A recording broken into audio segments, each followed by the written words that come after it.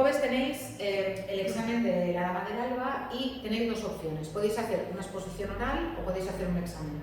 La exposición oral os la explico luego. Ahora lo que os voy a explicar es el examen, cómo va a ser el modelo de examen. Mirad, antes de empezar con el modelo de examen, os recuerdo un par de cosas de la obra. A ver, ya sabéis que el autor en realidad no se llamaba Alejandro Casona, pero que él se adoptó el apellido Casona, pues porque era de una familia bien de Asturias, eran los que tenían la casona grande de la aldea, es decir, la casona, es decir, la casa grande de la aldea. Y ya sabéis que él, después de la Guerra Civil Española, se exilió, vivió años fuera de España, luego volvió. Fue de estos que pudo volver incluso aunque Franco no hubiera muerto, de los que en cierta forma les perdonaron que hubieran estado a favor de la República. Él no luchó en la Guerra Civil. Era un hombre que, es verdad, que se mostró a favor de la República, pero nunca militó ni en el Partido Comunista, ni fue abiertamente rojo, ¿no?, como decían los franquistas, de manera que no fue represaliado luego cuando volvió a España. ¿Por qué os cuento esto? Pues porque si habéis leído la obra, habéis visto que la obra es un canto de añoranza a Asturias. Él escribe la obra estando en el exilio, cuando vivía en Sudamérica. Y entonces se ve en ese amor no solamente al paisaje asturiano, que es verdad que es una obra de teatro y el paisaje no se ve, pero sí que es verdad que en las acotaciones y sí que es verdad que en lo que dicen los personajes se ve ese amor al paisaje asturiano, pero también se ve el amor a las tradiciones asturianas, por ejemplo lo de San Juan, lo de las fiestas, las mozas, lo que cuelgan en las ventanas, lo que cantan, etc. Es casi un ejercicio folclórico de recuperación de esas costumbres mientras él está fuera de España.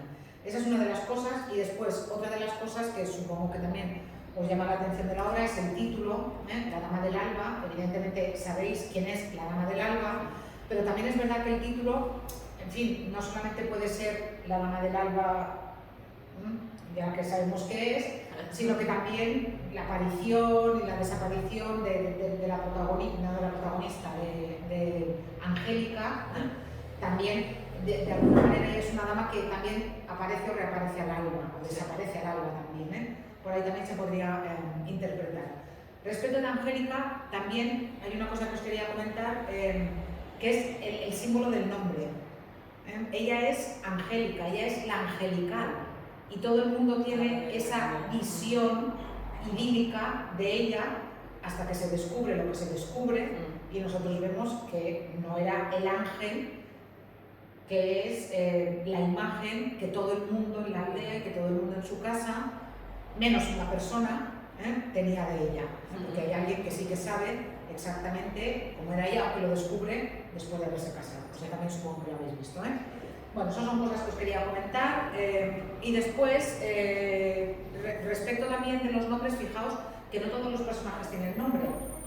El abuelo no tiene nombre, la madre no tiene nombre, pero Martín, Angélica, sí que tienen nombre. Entonces, es curioso porque hay personajes que, digamos, representan a la madre o representan a todos los abuelos, o la peregrina que representa a los peregrinos, ¿sí?, siendo lo que es, pero luego sí que hay otros personajes que tienen nombre. Respecto de la peregrina, creo que también hablamos, de que Asturias está en el Camino de Santiago.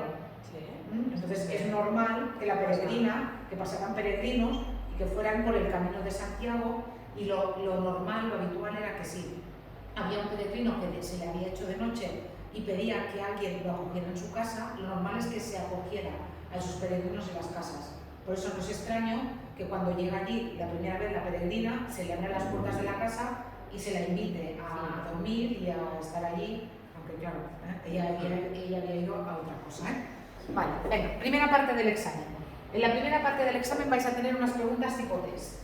Estas preguntas tipo test van a tener 4 opciones, va a haber solamente una opción buena y no va a restar.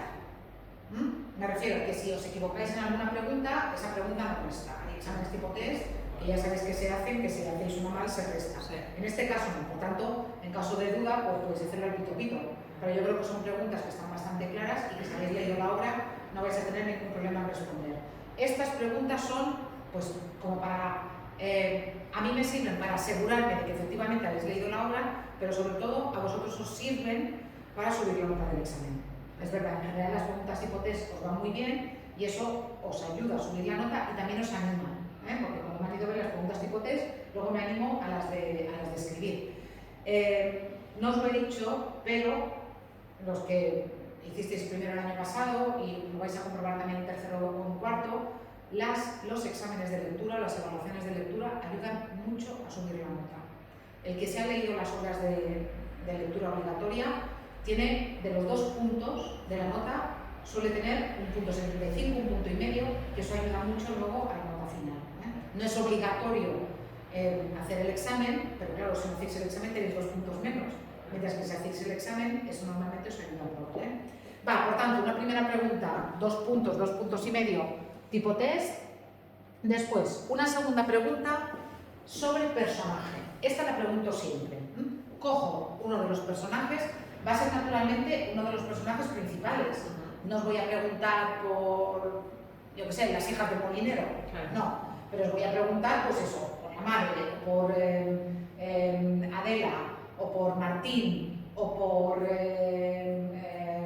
yo qué sé, la criada. No me acuerdo cómo se llama la criada. Es que yo pensaba que era Adela ahora y Adela no, Adela es la, ¿cómo se llama la criada? Ay, que me encanta a mí como personaje. Telva. Telva. Me encanta a mí como personaje, o sea, es que dura su historia y ser mujer positiva y hay que sobreponerse y hay que tal, es un personaje que a mí me gusta mucho, pero bueno, voy a preguntar sobre alguno de los personajes principales. Cuando tenéis que afrontar una pregunta sobre el personaje, pero en general, cuando tenéis que responder a cualquier pregunta larga, tenéis que ir siempre de lo general a lo particular. Empezad siempre por lo que sea lo más obvio. Lo más obvio también lo tenéis que contar.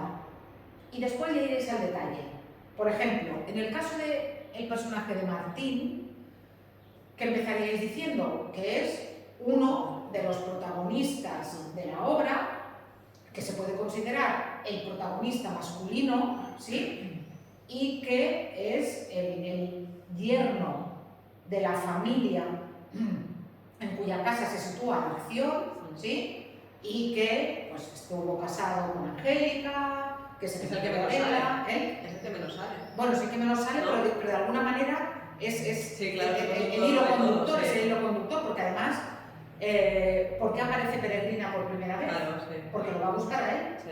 Lo que pasa es que, claro, luego se queda dormida y cuando se queda dormida, el otro ya ha vuelto, porque en realidad tendría que morir en el paso aquel del rabión, donde se va con el caballo. Pero claro, como Peregrina está tan a gustito y los niños, y el calorcito y el abuelo y no sé qué, se queda dormida y no puede ir a buscarlo allí. Pero en teoría, Peregrina aparece por él. Por tanto, él está desde el principio, aunque no esté físicamente, desde el principio hasta el final, es el hilo conductor de la obra. ¿Sí? Entonces, tenéis que empezar contando eso y luego ya contaríais que es buen caballista, que es guapo, que es serio, que es un hombre de muy pocas palabras, que vive un conflicto interior terrible entre lo que él sabe y no quiere decir. Además, imaginaos qué sufrimiento cuando todo el mundo alaba tanto a Angélica y él sabe la verdad.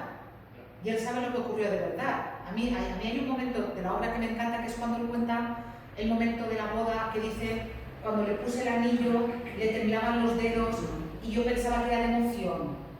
Y claro, y en realidad le temblaban los dedos porque ella ya iba a hacer lo que iba a hacer. Entonces, en fin, pero repito, empezar siempre de lo general a lo particular. Si por ejemplo lo que tuvierais fuera Adela, pues lo mismo, es una de las protagonistas principales de la obra, es una chica huérfana, la que recogen de un arroyo, la recogen con concreto tal, entonces, pero es siempre de lo general y luego ya iréis a lo particular. Si sabemos algo de ellos, de edad, de físico, también lo podéis poner. Si lo que sabemos de ellos lo podemos deducir, por ejemplo, en ningún momento de la obra se dice que Martín es un hombre muy serio y de pocas palabras. No se dice, pero nosotros lo sabemos. Por cómo se comporta, por lo que hace, por cómo actúa, nosotros vemos que es un hombre metido para adentro. Sí. Entonces, esas cosas que nosotros deducimos de la obra, y fijaos, es un hombre que, a pesar de tener ese carácter introvertido, quiere tanto a la familia política, porque es su familia política, que prefiere ocultar lo que hizo Angélica.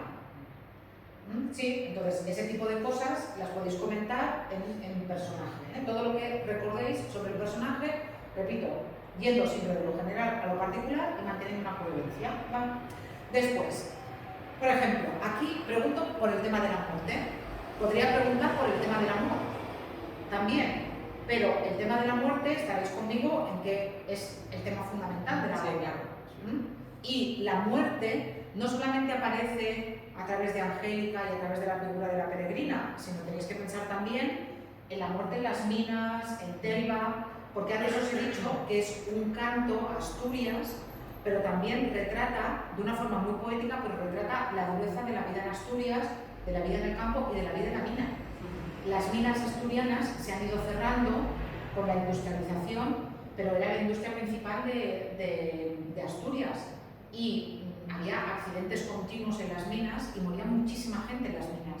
Y es lo que se refleja aquí con Telva, el abuelo que se salva de un accidente en la mina. Entonces, la muerte, pensar que no solamente aparece con la peregrina y con Angélica, también, fijaos, aparece el suicidio o el intento de suicidio por parte de Adela. O sea, la muerte no es solamente la muerte en la mina o peregrina, sino las dos mujeres de Martín tienen una relación muy intensa con el suicidio. Adela porque lo intenta y no lo consigue, y Angélica pues por lo que ya sabemos, ¿vale? Después, pregunta de pensar. De esta os pondré algunas, ¿sí? Un poco de relacionar, un poco de pensar.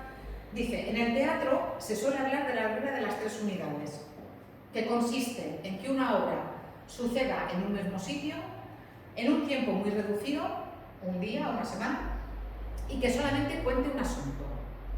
Esto es lo que se llama la regla de las 3 unidades. Se seguía durante el teatro griego clásico y se seguía, por ejemplo, en el teatro del siglo XVIII. Luego ya en el teatro del siglo XIX y del siglo XX, normalmente estas reglas se rompen. Pero la pregunta es, ¿la obra respeta la regla de las 3 unidades? Es decir, ¿sucede en un solo lugar? ¿Sucede en un tiempo muy concreto, muy delimitado? ¿Sucede, cuenta solamente una historia, es solamente un asunto o hay hilos secundarios? Hay hilos secundarios. ¿Cuáles? ¿Cómo? ¿Por qué? ¿Sucede solo en un sitio? No. Solo en la casa, ¿no? En Asturias. ¿En la casa? Bueno, también fuera, ¿no? Bueno, cuando explica todo lo de fuera, claro. Pero lo explica, pero ya. ¿sucede fuera o no? La fiesta de San Juan. La fiesta de San Juan, la fiesta de San Juan, ¿vale? Y después, ¿sucede en un tiempo muy concreto? ¿Es un día, una semana?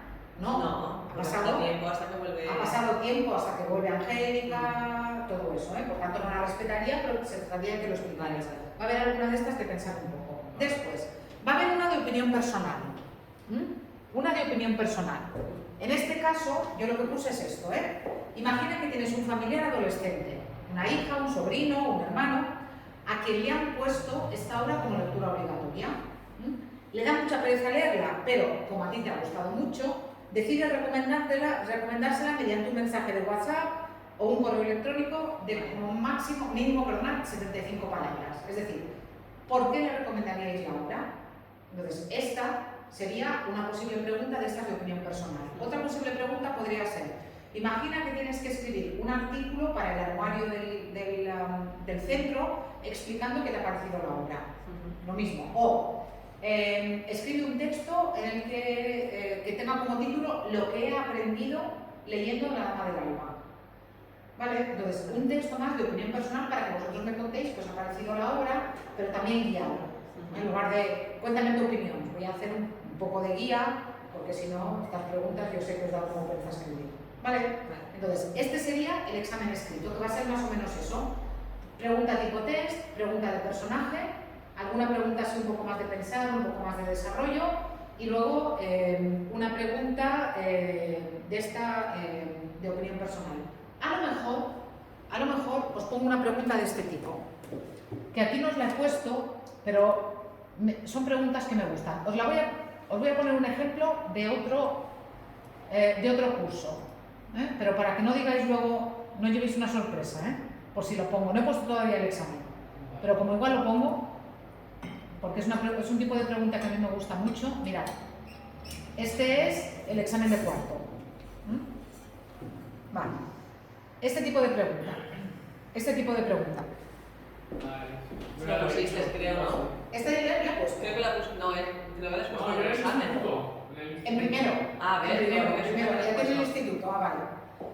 pues este tipo de pregunta a mí me gusta mucho. ¿Qué es? Yo cojo una frase del libro, van a ser muy significativas, no voy a ir ahí a rebuscar, va a ser algo que cante mucho, por decirlo así. Y entonces me tenéis que decir el personaje que la dice, a quién se la dice y en qué circunstancias o contexto. Imaginaos, por ejemplo, ¿no? Lo que os he dicho del anillo de Martín. Entonces, no sé si encontraré la frase concreta, pero bueno, ¿me entendéis? Vale. Sí. Personaje que la dice, Martín. ¿A quién se la dice? Se lo dice a Adela. Adela. Es Adela. Lo del anillo no se lo dice a Adela. ¿El qué es lo del anillo? Lo de cuando le puse el anillo le temblaban las manos. Se lo dice a Adela. Sí. Creo que sí, lo ponía. Creo que sí, es así, ¿no? No me acuerdo ahora. Es así. Tengo que volver a leer. Yo creo que sí, ¿no? Que se lo dice. ¿A la se lo cuenta? Creo que sí, yo creo, bueno, imaginaos que fuera así, Sí, porque claro, se lo cuenta a ella, no se lo puede contar, es cuando se lo cuenta a ella. Yo creo que sí que es cuando Que se lo cuenta a ella. ella. Cuenta todo lo que sabe. Sí. Entonces, ¿en qué circunstancias o contexto? Estamos prácticamente al final de la obra y Martín le confiesa a Adela por qué no puede enamorarse de ella o por qué no pueden tener una relación. Entonces, este tipo de pregunta a mí me gusta mucho, pues también por eso, porque me ayuda mucho a ver si habéis leído la obra con atención. Entonces, aunque no esté en el modelo de examen, es un tipo de pregunta que os puedo poner y que a mí me gusta. Por lo tanto, estar preparados, pero vamos, no vais a tener ningún problema. Vale. Esto si queréis hacer el examen escrito. Imaginaos que no queréis hacer el examen escrito, sino que os animáis a hacer una exposición oral.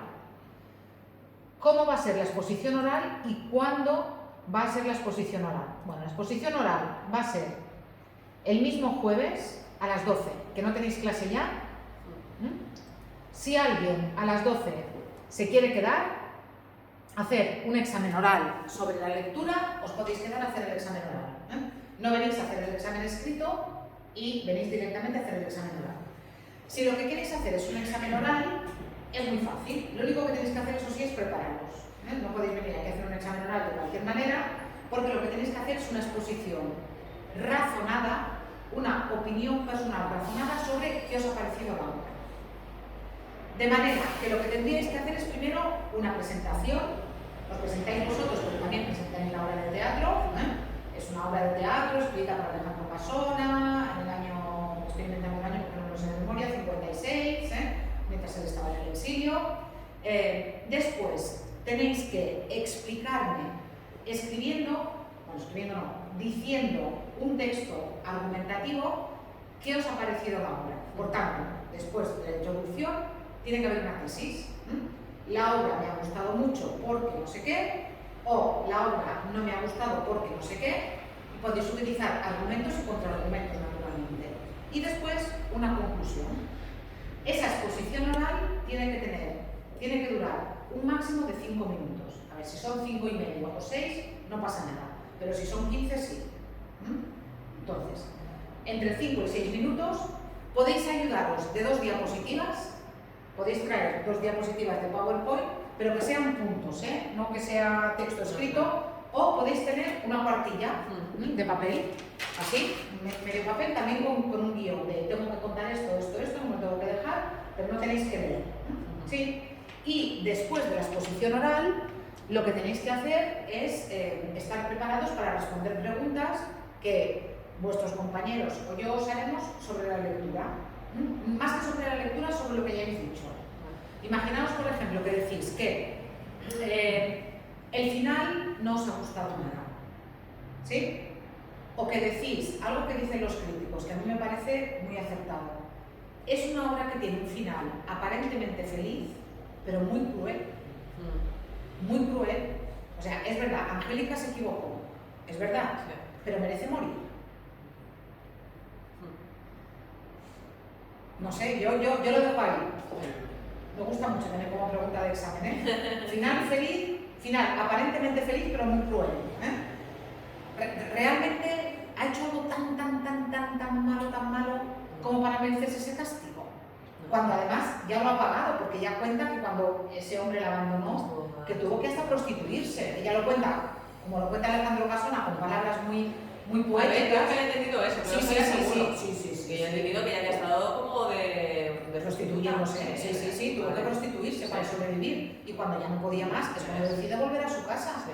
Y cuando vuelve a su casa se encuentra con que una extraña está ocupando su lugar y no solamente eso, sino que la peregrina la invita a matarse para que no destroce esa armonía familiar. Y ella muere. Entonces, claro, evidentemente para la madre es un descanso porque ha recuperado el cadáver de su hija y encima parece una santa porque el cadáver está incorrupto, naturalmente, como va a estar corrupto, si acaba de morir. Pero claro, el final es muy cruel con Angélica porque es como, ¿de verdad no merecemos una segunda oportunidad? O sea, no se merece morir. No, claro, es que cuando uno lo piensa, tú dices, sí, es una obra que termina bien. Bueno, termina bien para seguro. También termina bien para cualquiera que no sea de Angélica. Sí, entonces, no sé por qué os contaba eso. Ah, sí, por lo del final, que si por ejemplo vosotros en vuestra exposición decís el final me ha gustado o el final no me ha gustado, pues la pregunta puede ir por ahí. Entonces, 2 o 3 preguntas luego de debate y ya está. Entonces, si queréis hacer la exposición oral, podéis hacer la exposición oral. Y si no, pues venís a hacer el examen escrito que también os irá bien. ¿De acuerdo? ¿Vale? Venga, pues esto respecto de la lectura. Si tenéis algún problema, me consultáis o alguna duda, me consultáis a través del WhatsApp. Y ahora, ¿qué es lo que vimos la última clase? Aquella en la que me encontré yo sola conmigo mismamente, porque no vino nadie. En teoría, lo que tendríamos que haber visto es la interjección y la introducción al género lírico. Por tanto, venga, voy a hacer un repaso muy rápido de las 2 cuestiones para que podamos mantener el hilo después de lo que estamos viendo. Mirad, voy a partir de aquí, de donde estábamos al principio de todo. Recordad, cuando estábamos hablando de las categorías gramaticales, ahora pego de un sitio a otro, de lo más poético a lo más prosaico, que son las categorías gramaticales. Cuando estábamos viendo las categorías gramaticales, estuvimos hablando primero de las categorías que eran variables, esa la vimos en primero, y luego el verbo, que lo vimos en segundo, y ahora en este tema hemos hablado de 3 categorías gramaticales que son invariables, es decir, que no permiten modificación ni de género, ni de número, ni de tiempo verbal. Y habíamos hablado del adverbio, recordáis, aquellas palabras que nos indican circunstancias de la acción, tiempo, lugar, modo, etc. Sabéis que tenemos muchos adverbios, sí, no, quizá, tal vez, y después todos los que acaban en mente, probablemente, posiblemente, igualmente. La preposición, que recordáis que cuando hablamos de preposición hablamos de 2 tipos de preposición, de las preposiciones simples, las que están formadas por una sola palabra, ante, bajo, para, con, contra, que os tenéis que saber la lista, porque lo voy a preguntar el día del examen, va a haber lista de preposiciones simples, y después la preposición compuesta o locución prepositiva, que serían esas preposiciones formadas por más de una palabra. Yo puedo decir que el estuche está sobre la mesa, preposición simple, pero puedo decir que el estuche está encima de la mesa, encima de sería una locución prepositiva o preposición compuesta, ¿vale? Lo mismo pasa con los adverbios, Los adverbios pueden ser simples, yo puedo decir que he hecho una cosa rápidamente, adverbio simple, pero también puede haber locuciones adverbiales que tienen el mismo significado que un adverbio, pero que necesitan más de una palabra. Muy rápido, ¿no? En un pispás, Vale. en un santiamén, en un abrir y cerrar de ojos. Eso sería una locución adverbial, ¿de acuerdo? Va, y después, en la última clase, que había tenido público, habíamos visto las conjunciones. Y dentro de las conjunciones os dije que había conjunciones coordinantes y subordinantes.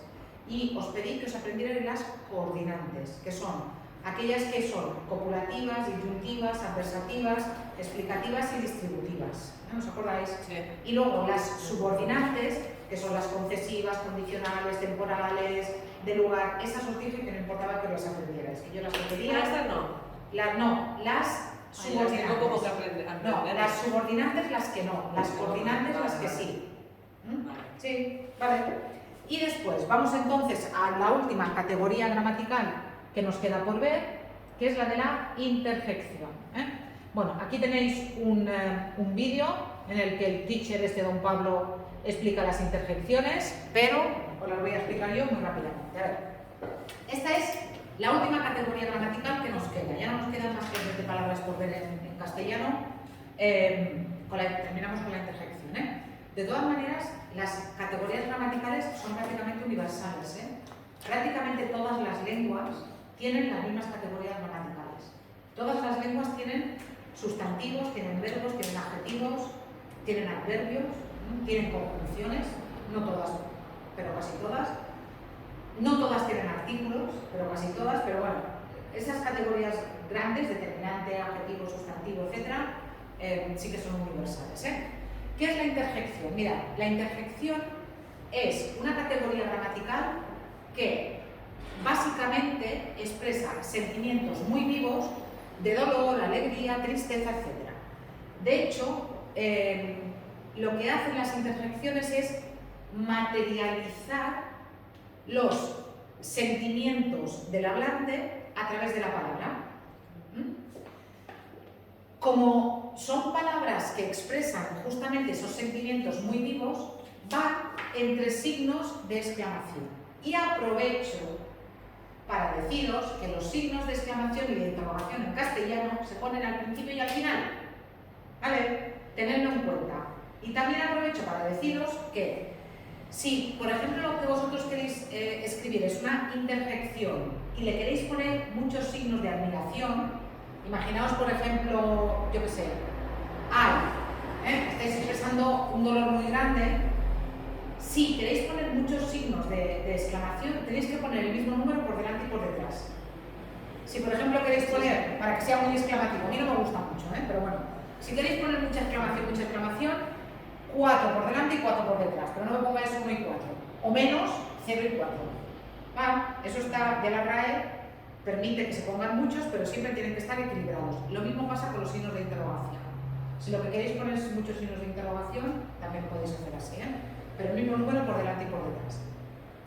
Se trata de una palabra, pero en realidad la interjección funciona de forma independiente. Cuando veamos la oración, vamos a ver que la interjección no está ni dentro del sujeto ni dentro del predicado. La oración es lo que se llama un complemento oracional, es un ente que está por allí flotando, no flotando porque está escrito como Dios manda, pero ¿me entendéis? Que no pertenecen al sujeto ni al predicado. Si yo digo, por ejemplo, ¡hala! Interjección, ¿vale? Juanito ha entrado por la puerta. En esa oración tengo un sujeto que es Juanito y tengo un predicado que es ha entrado por la puerta, y el ¡hala!, que escribiría entre signos de admiración con una coma después o sin coma, esa interjección formaría un ente que de alguna manera aporta un significado a toda la oración, pero que no está ni dentro del sujeto ni dentro del predicado. Dentro de las interjecciones nos encontramos con dos tipos de interjecciones. Uno que es menos creativo y otro que es muy creativo. Ahora me explico. Las interjecciones propias o primarias, aquí hay menos, son esas palabras que solamente tienen significado como interjección. Uf, hay, ala, son solamente palabras que solamente son interjecciones. ¿Qué ocurre en castellano? Que como somos muy creativos, tenemos muchísimas palabras que en principio no son interjecciones porque son verbos o sustantivos o adjetivos, pero que después utilizamos como interjecciones. Fijaos, si yo le digo a alguien ojo, para cuidado, ten cuidado, ese ojo en principio es un sustantivo, pero yo lo estoy utilizando como una interjección. Lo mismo ocurre con cuidado, con bravo, con magnífico, con oiga, con vaya y con todos los tacos. Todos los tacos en castellano son palabras que originalmente son sustantivos, coño, verbos, joder, ¿sí? Adjetivos, ¿sí? Cabrón. Esto no tendría que decir para que enseñara esto, pero bueno, ¿me entendéis, Sí. Que luego utilizamos como interjecciones. Si yo me doy un golpe y digo, joder, ¿sí? Eso es una interjección. Y fijaos luego que muchas veces esas interjecciones que son tacos, como nosotros somos conscientes de que son tacos, sobre todo cuando somos niños, las cortamos y decimos jo, o las convertimos en interjecciones que digamos que duelen menos, jolines, jopetas, jopelines, Sí, ¿por qué? Porque nuestros padres normalmente, si cuando tienes 4 años te oyen decir joder, en fin, no les va a hacer mucha gracia. Entonces, como a los niños pequeños les gusta decir taco porque saben que están haciendo algo malo, que están transgrediendo, lo convierten. Pero eso son palabras que, en principio, no son interjecciones, sino que son palabras que pertenecen a otras categorías gramaticales y que después nosotros utilizamos como interjecciones, y en ese caso van entre signos de exclamación. Tenéis que tener cuidado porque si yo por ejemplo le digo a alguien mira y realmente le estoy pidiendo que mire, eso no sería una interjección, eso sería un verbo que estoy utilizando de forma exhortativa para dar una orden. Entonces, ¿veis la diferencia, verdad? Entre mira y ojo, ¿no? ¿Sí? Y después también hay locuciones interjectivas, que sería más de una palabra que funcionaría como una interjección. Dios mío, ¿sí? Una interjección que ahora se utiliza mucho y que es muy curiosa porque es una interjección que está haciendo el proceso contrario. Normalmente el sustantivo se convierte en interjección, pero ahora estamos viviendo el proceso contrario. La palabra zasca. La palabra zasca en principio es una interjección. Zasca. Aparecía en los cómics cuando le dabas un golpe fuerte a alguien. Zasca. ¿Vale? De ahí ha pasado a ser una interjección ya tal, pero es que ahora ya es un sustantivo. Le ha dado un zasca. Vaya zasca se ha llevado. ¿Lo veis? Entonces es muy curioso porque es una interjección que está sufriendo el proceso contrario. En principio es una interjección propia. Zasca solamente se utiliza como interjección, pero resulta que ahora ya lo estamos utilizando como sustantivo a partir de la interjección. ¿Va? Bueno, entonces esto es lo que tenéis aquí. Si necesitáis repasarlo, aquí tenéis 2 enlaces con ejercicios con autocorrección, que son ejercicios para hacer online. Y después, si todavía tenéis dudas sobre estas 3 categorías gramaticales que hemos visto, aquí tenéis un vídeo en el que se repasa la preposición, la conjunción y la interjección, por si lo necesitáis. Y después también ya podéis hacer la actividad de evaluable 7. Ahora sí. Va. Venga, ¿tenéis alguna duda de esto? No. Pues venga, pues vamos al género lírico. Sí. Os había pedido que mirarais este vídeo, pero bueno. Ayer yo me metí hice el refuerzo de esto. Vale, la del refuerzo del género lírico, Sí, casi mirarlo, luego no me di cuenta que tenía media hora. Fue un momento que estaba en clase, que vine antes, digo, no me da tiempo, y las últimas, no pasa nada, porque menos mal que la de refuerzo. Las últimas preguntas las hice a voleo. Bueno, vale. Mirad, cuando habíamos hablado de los géneros literarios, en el tema anterior vimos el género literario dramático. El primero vimos el género literario narrativo. ¿Y ahora qué nos queda? Ahora nos queda ver el género literario lírico, es decir, la poesía. Es verdad que no todo el género lírico se expresa en forma de poema. Y de hecho, La Dama del Alba tiene muchos momentos que son líricos. Luego veremos cuáles son las características del género lírico. Muchos momentos que son líricos y no están escritos en forma de poema. Pero sí que generalizando, podemos decir que el género lírico es el género que utiliza básicamente la poesía. Entonces, vamos a ver el vídeo que tenéis aquí. Voy a tomar yo 4 notas, voy a parar el vídeo porque no voy a ponerme con esto y así ya repasamos después.